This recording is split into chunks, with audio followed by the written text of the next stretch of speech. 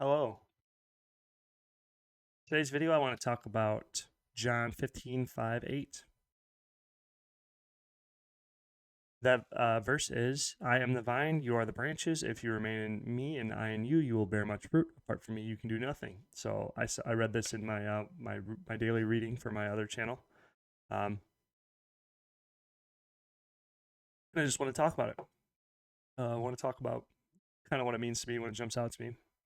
And it's just that it's a perfect verse to represent where you're at in your Christian life. If you have a lot of fruit, um, that's a good indicator. A lot of good fruit, sorry. It's a good indicator that you are doing well in your Christian walk. I'm saying a lot. I gotta stop that. What I mean by bearing much fruit could mean a lot of different things too.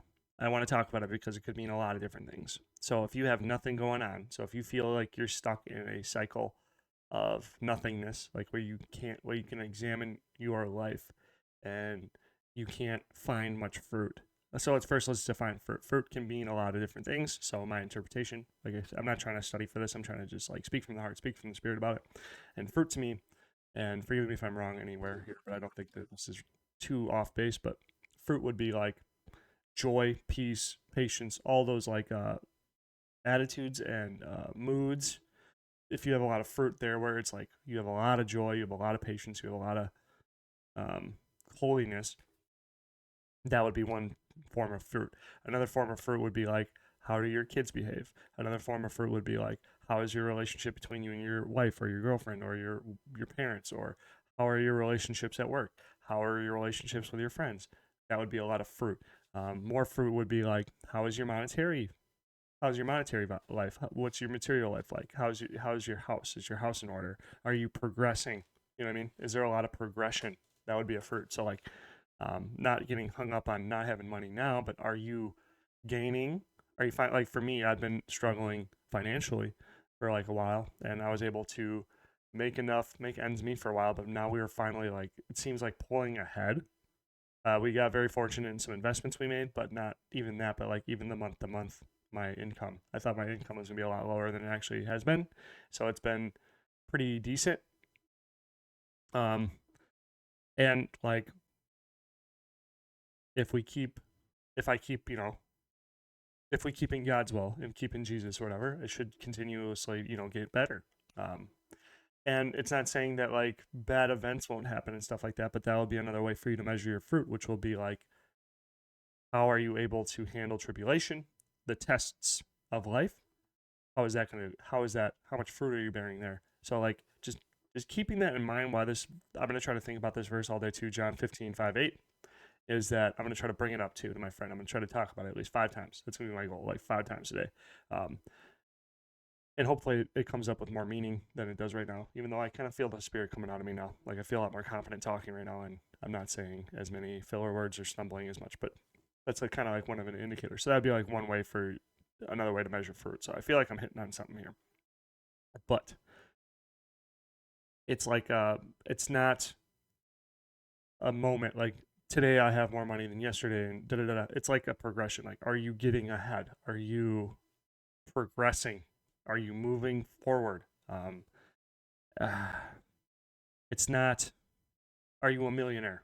Which would be a nice way to measure it, but it's like it's very subtle stuff, and it's easy to miss because like the devil, I feel like wants you to, and for me, I fall into this trap all the time. That's why I'm speaking about it from experience. It's like it wants you to focus on how much you don't have, instead of trying to focus on what you have or what the devil always wants you to focus on what you don't have now and what you used to have in the past. So two different places that just only exist in your imagination. Because the only thing that actually exists is life now. Does that make sense? I talked about this a few times, but that means like the future are like the future is promises, but it doesn't actually exist until it does or doesn't, which is means that only now exists. And then the past is things that was a now that was and was no longer and is no longer. And the only thing like you can remember from your past is that your brain recorded it, and like the record of, oh, that's kind of trippy in my hand. The record of the past, whatever. But it's not a place that we can go back to. I feel. I feel we can't go back to it.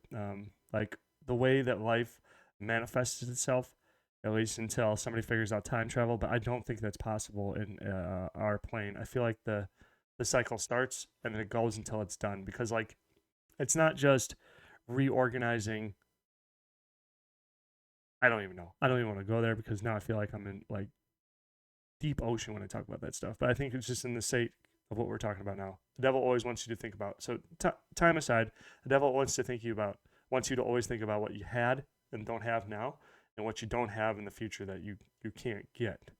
Instead of getting you to focus on the middle, where are you at now? So have gratitude that you have $10 because you could have $0. I know it sounds cliche, but that is technically what I'm saying.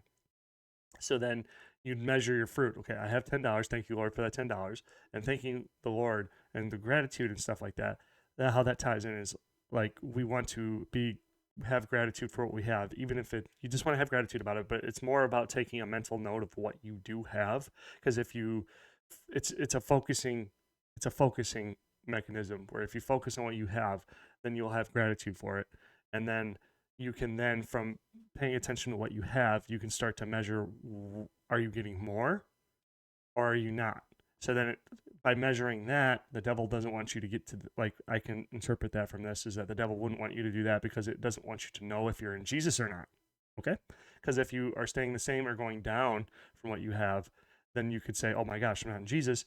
Red alert, red alert, red alert. How do I get back into Jesus? Because then that's where the shield and the covering and all the blessing and all the fruit will come from. But the devil would not want you to do that. So, awesome. I think this came out okay, even though I jumbled up a bunch. I hope this makes sense. And it's John 15:5-8. I am the vine, you are the branches. If you remain in me and I in you, you will bear much fruit. Apart from me, you can do nothing. So on its face, get in Jesus because you'll bear much fruit. But then also too, the additional interpretation and the meaning I get from that is that, like, if you get in Jesus and you can start to measure how you're doing, you know what I mean? It's on a scale. It wouldn't be just like a scale of much or none. It's like how much. So then if you get more in Jesus, you should get more. That's the theory. And it's testable. And if